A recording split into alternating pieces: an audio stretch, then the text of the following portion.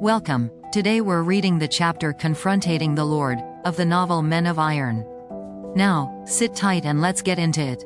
As was said, perhaps a month passed, then Miles's visits came to an abrupt termination, and with it ended, in a certain sense, a chapter of his life.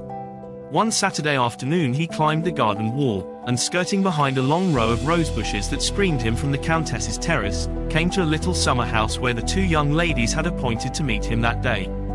A pleasant half-hour or so was passed, and then it was time for Miles to go. He lingered for a while before he took his final leave, leaning against the door-post, and laughingly telling how he and some of his brother squires had made a figure of straw dressed in men's clothes, and had played a trick with it one night upon a watchman against whom they bore a grudge. The young ladies were listening with laughing faces, when suddenly, as Miles looked, he saw the smile vanish from Lady Alice's eyes and a wide terror take its place. She gave a half-articulate cry, and rose abruptly from the bench upon which she was sitting. Miles turned sharply, and then his very heart seemed to stand still within him, for there, standing in the broad sunlight without, and glaring in upon the party with baleful eyes, was the Earl of Mackworth himself. How long was the breathless silence that followed, Miles could never tell. He knew that the Lady Anne had also risen, and that she and her cousin were standing as still as statues. Presently the Earl pointed to the house with his staff, and Miles noted stupidly how it trembled in his hand. "Ye wenchers," said he at last, in a hard, harsh voice, "ye wenchers, what meaneth this? Would ye deceive me so, and hold parlance thus secretly with this fellow? I will settle with him anon. Meantime get ye straightway to the house and to your rooms, and there abide until I give ye leave to come forth again. Go, I say." "Father," said Lady Anne, in a breathless voice she was as white as death, and moistened her lips with her tongue before she spoke, "Father, thou wilt not do harm to this young man. Spare him, I do beseech thee, for truly it was I who bade him come hither. I know that he would not have come but at our bidding." The Earl stamped his foot upon the gravel. "Did ye not hear me?" said he, still pointing towards the house with his trembling staff. "I bade ye go to your rooms. I will settle with this fellow, I say, as I deem fitting." "Father," began Lady Anne again, but the Earl made such a savage gesture that poor Lady Alice uttered a faint shriek, and Lady Anne stopped abruptly, trembling. Then she turned and passed out the farther door of the summer house, poor little Lady Alice following, holding her tight by the skirts, and trembling and shuddering as though with a fit of the ague. The Earl stood looking grimly after them from under his shaggy eyebrows, until they passed away behind the yew trees, appeared again upon the terrace behind, entered the open doors of the women's house, and were gone. Miles heard their footsteps growing fainter and fainter, but he never raised his eyes. Upon the ground at his feet were 4 pebbles, and he noticed how they almost made a square, and would do so if he pushed one of them with his toe, and then it seemed strange to him that he should think of such a little foolish thing at that dreadful time. He knew that the Earl was looking gloomily at him, and that his face must be very pale. Suddenly Lord Mackworth spoke. "What hast thou to say?" said he, harshly. Then Miles raised his eyes, and the Earl smiled grimly as he looked his victim over. "I have naught to say," said the lad, huskily. "Didst thou not hear what my daughter spake but now?" said the Earl. "She said that thou came not of thy own free will. What sayst thou to that, sirrah, is it true?" Miles hesitated for a moment or two. His throat was tight and dry. "Nay," said he at last, "she believed herself. It was I who first came into the garden. I fell by chance from the tree yonder. I was seeking a ball, then I asked those two if I might not come hither again, and so have done some several times in all. But as for her, nay, it was not at her bidding that I came, but through mine own asking." The Earl gave a little grunt in his throat. "And how often hast thou been here?" said he, presently.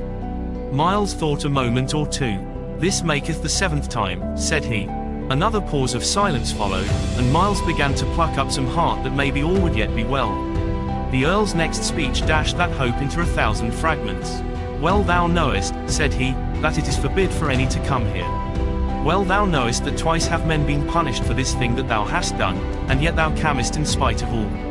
Now dost thou know what thou wilt suffer?" Miles picked with nervous fingers at a crack in the oaken post against which he leaned. "Mayhap thou wilt kill me," said he at last, in a dull, choking voice. Again the Earl smiled a grim smile. "Nay," said he, "I would not slay thee, for thou hast gentle blood. But what sayest thou should I shear thine ears from thine head, or perchance have thee scourged in the great court? The sting of the word sent the blood flying back to Miles's face again, and he looked quickly up. "Nay," said he, with a boldness that surprised himself, "thou shalt do no such unlordly thing upon me as that. I be thy peer, sir, in blood, and though thou mayst kill me, thou hast no right to shame me." Lord Mackworth bowed with a mocking courtesy.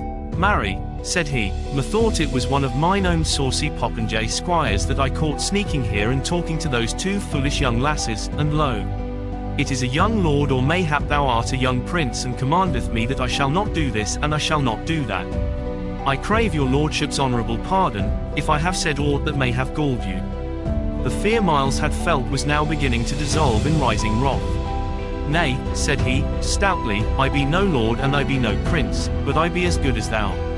For am I not the son of thy one time very true comrade and thy kinsman, to wit, the Lord Falworth, whom, as thou knowest, is poor and broken, and blind, and helpless, and outlawed, and banned? Yet," cried he, grinding his teeth, as the thought of it all rushed in upon him, "I would rather be in his place than in yours, for though he be ruined, he had just sense enough to stop there." The Earl, gripping his staff behind his back, and with his head a little bent, was looking keenly at the lad from under his shaggy grey brows. "Well," said he, as Miles stopped, "thou hast gone too far now to draw back. Say thy say to the end. Why wouldst thou rather be in thy father's stead than in mine?" Miles did not answer. "Thou shalt finish thy speech, or else show thyself a coward.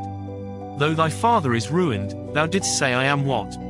Miles keyed himself up to the effort, and then blurted out, "Thou art attainted with shame." A long breathless silence followed.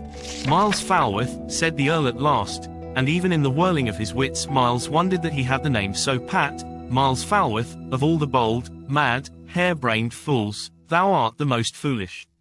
How dost thou dare say such words to me? Dost thou not know that thou makest thy coming punishment 10 times more bitter by such a speech?" "Aye," cried Miles, desperately, "but what else could I do?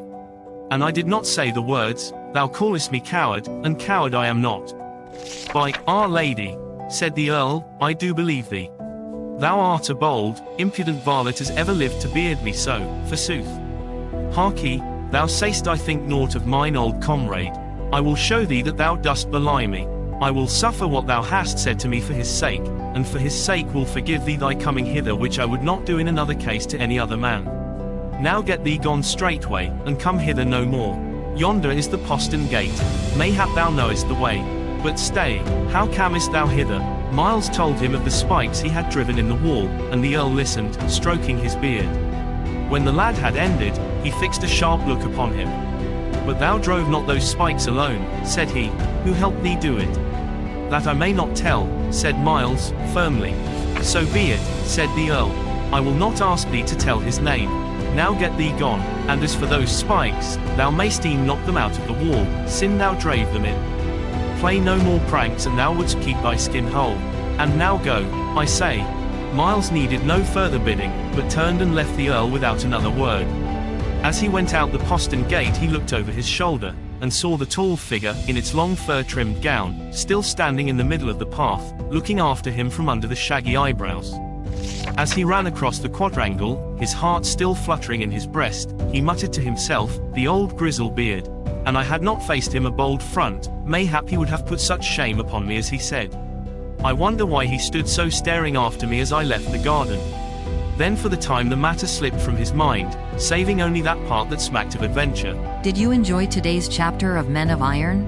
Why not subscribe and ring the bell?